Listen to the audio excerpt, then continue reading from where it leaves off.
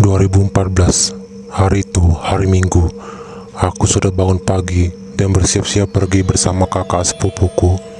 Kami dari beberapa hari yang lalu sudah merencanakan kegiatan ini. Kegiatan yang sudah lama aku ingin lakukan. Ditambah kakak sepupuku yang ikut bersemangat karena masih berhubungan dengan jurusan kuliah yang dia ambil. Juga masih berhubungan dengan ibunya. Aku berencana membagikan sedikit makanan dan memberi atau mengganti pakaian pada orang-orang di jalan yang sakit jiwanya. Ya, aku memang selalu tak tega melihat mereka. Ya, aku memang selalu tak tega melihat mereka. Entah kenapa, aku selalu tak bisa membendung air mata saat melihat orang terlantar di jalan. Apalagi mereka yang renta, orang yang sakit jiwanya, anak-anak yang ditelantarkan oleh orang tuanya. Aku selalu berdoa semoga Allah mengabulkan cita-citaku untuk membantu mereka yang terlantar dengan mendirikan sebuah rumah bersama yang layak untuk mereka. Hari Minggu ini, aku menyusuri kota Semarang menggunakan sepeda motor bersama sepupuku, membawa sedikit makanan dan beberapa baju. Kami selalu meneteskan air mata setiap bertemu salah satu dari mereka, sekedar menyuapi mereka makanan yang layak, sekedar mengganti pakaian mereka yang kotor atau bahkan yang tidak berpakaian. Kadang ucapan kecil terima kasih mereka membuat hati kami tersayat dan semakin meneteskan air mata. Di mana keluarga kalian? Hingga sampai sore kami menyusuri ini dan bertemu mereka semua. Sebagian orang yang melihat ada yang memberikannya senyumnya, ada yang memberikan raut jijik juga keheranan, tapi kami tidak pedulikan. Kami berencana melanjutkan esok hari atau minggu depan lagi saat libur. Aku dan sepupuku segera pulang ke rumah dan menyimpan baju dan minuman yang masih tersisa. Esok hari, Senin pagi, aku bersiap berangkat kerja. Semua masih berjalan normal hingga hari Rabu. Aku masih berangkat kuliah malam seperti biasa bersama sahabat terdekatku. Hari Kamis aku pulang lebih awal karena mata kuliah hari itu ditiadakan. Aku sudah sampai rumah sekitar jam 5 sore, bersih-bersih dan istirahat sampai azan maghrib berkumandang. Tidak seperti biasanya, jalan depan rumah yang biasanya masih ada 1-2 orang melakukan kegiatan, hari itu sunyi sebelum maghrib.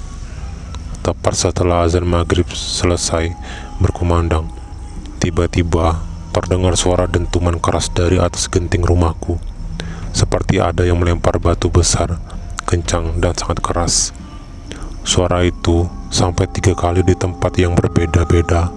Pertama, di atas ruangan keluarga, kedua di atas genting ruang tamu, dan ketiga, terakhir tepat di atas kamar tidurku. Suara seperti lemparan batu itu didengar semua anggota keluargaku. Benar-benar sangat keras. Tapi yang anehnya, tidak ada suara benda menggelinding jatuh dari lemparan di atas genting tadi. Bahkan, tidak ada genting yang pecah sama sekali. Padahal jelas, itu sangat keras, dan terdengar benda yang terlempar adalah benda solid yang keras. Karena kaget, ibu sampai pergi keluar dan mencari orang yang melempar. Tapi tidak ada satupun orang di luar. Ibu hanya melihat satu tetanggaku yang baru saja keluar dari rumahnya dan membenarkan selang air. Ibu bertanya, namun tetanggaku juga tidak mengetahuinya karena dia juga baru tahu.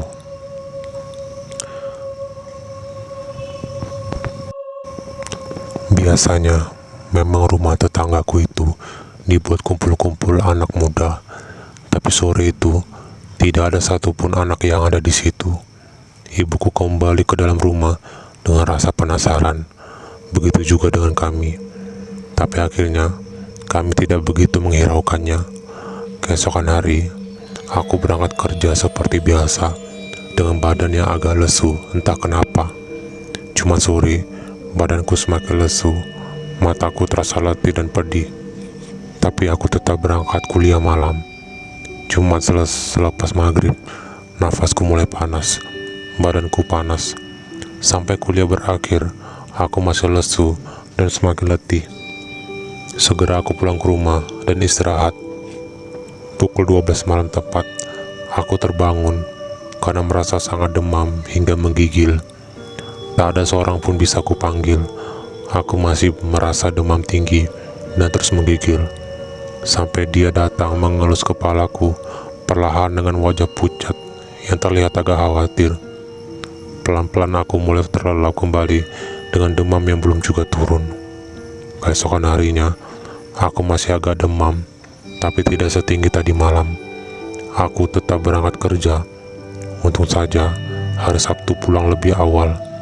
Dan hari itu, anak salah satu teman kantor ada yang menikah.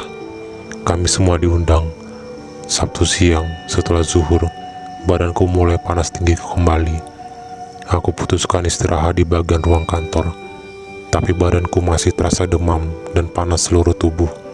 Sayup-sayup terlihat dari mataku yang ikut pedih karena demamku. Lihat mereka para penghuni kantor yang singup ini mengerumuniku, seolah aku makanan yang baru selesai dimasak.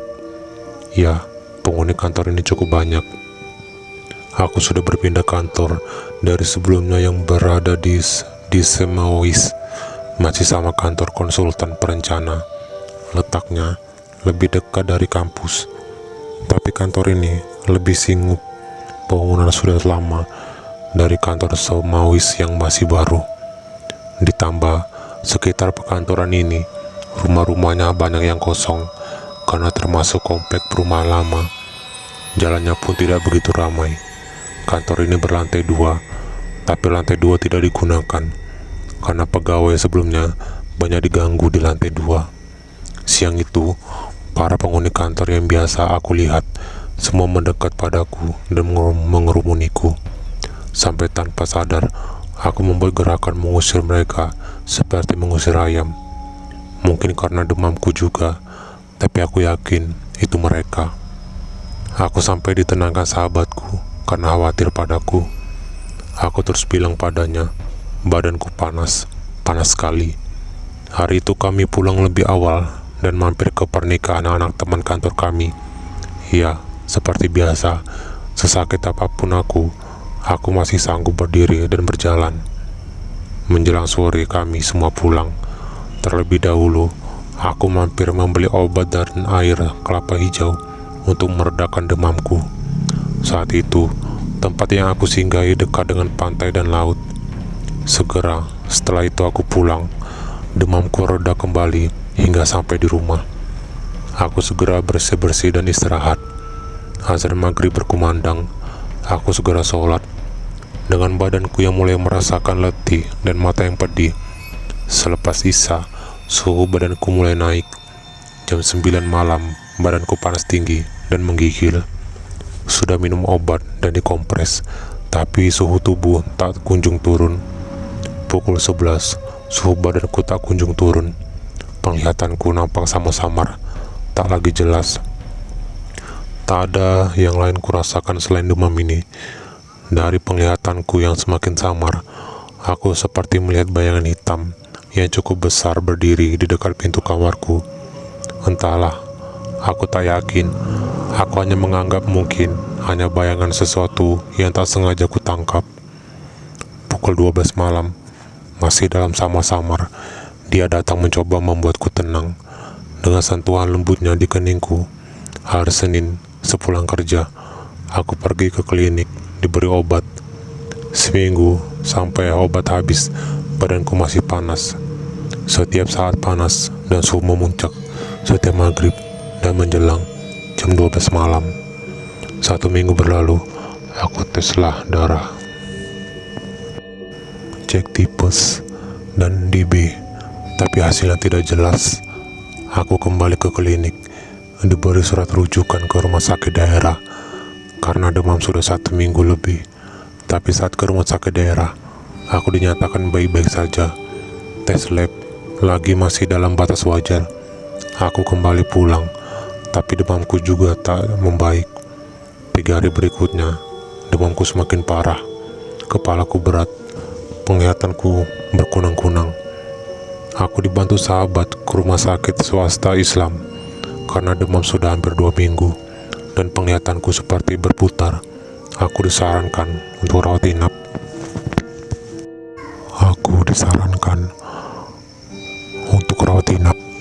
Maka aku rawat inap dan 4 hari 3 malam. Selama di rumah sakit, demamku masih sama, naik turun, dan mencapai demam tinggi setiap maghrib dan tengah malam. Hari keempat, aku diperbolehkan pulang karena saat cek suhu sudah normal, infus sudah dilepas, tapi badan mulai kembali demam, benar-benar panas saat disentuh. Tapi aku tetap pulang dan tidak mengatakan pada suster.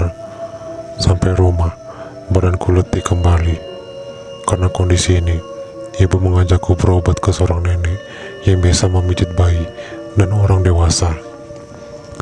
Di sini cukup terkenal karena banyak yang kembali baik setelah dipijat.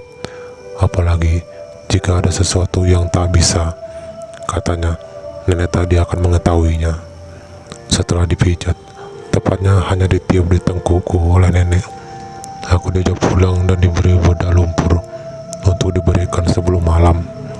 Sampai rumah, aku kembali istirahat dan diberi bedah yang ditambah godong intik-intik sesuai perkataan Mbah tadi. Menjelang maghrib, badanku mulai demam. Aku tiduran dalam posisi terbalik dari ranjangku. Bila mendongakkan kepalaku, akan bisa melihat pintu kamar. Saat itu, aku mendongakkan kepala ke arah pintu dan tembok. Kulihat sesosok makhluk yang mengerikan, badan kekar hitam, rambut gimbal panjang, taring yang tajam keluar dari mulutnya, matanya merah. Di kepalanya memakai mahkota berkilau, di tangannya membawa sebuah senjata yang entah itu berbentuk apa. Makhluk itu mengeram dan memperlihatkan kemarahannya. Aku tak bisa bergerak dan tak bisa mengajaknya berkomunikasi. Dia sudah siap menyerangku dengan senjata yang dibawanya. Karena sudah tak bisa bergerak, aku hanya menutup mataku. Tapi tiba-tiba sesosok lain datang hampir mirip, tapi aku yakin ini sosok perempuan. Dia seakan melarang butuh laki-laki tadi menyerangku. Entah mereka berdiskusi apa, kemudian kedua sosok tadi menghilang. Entah kebetulan atau tidak, selepas maghrib, demamku turun. Tengah malam, sudah tidak demam kembali juga. Sesosok buto yang menyeramkan tadi tak terlihat kembali. Esok hari, aku tak lagi demam, walaupun badanku belum 100% pulih. Aku sangat bersyukur demamku yang selama 2 minggu lebih sudah kembali membaik. Ada yang mengatakan demamku karena sebuah kiriman jin dari seseorang yang tidak suka. Tapi aku tetap berpikir positif. Mungkin memang kondisi badanku yang kurang baik. Entah benar atau tidak perkataan orang, aku hanya akan terus berdoa yang terbaik untuk orang-orang yang tidak menyukaiku, dan memohon maaf secara tidak langsung jika perbuatan atau kata-kataku membuat orang merasa tersakiti. Semoga Allah menyampaikan isi hatiku.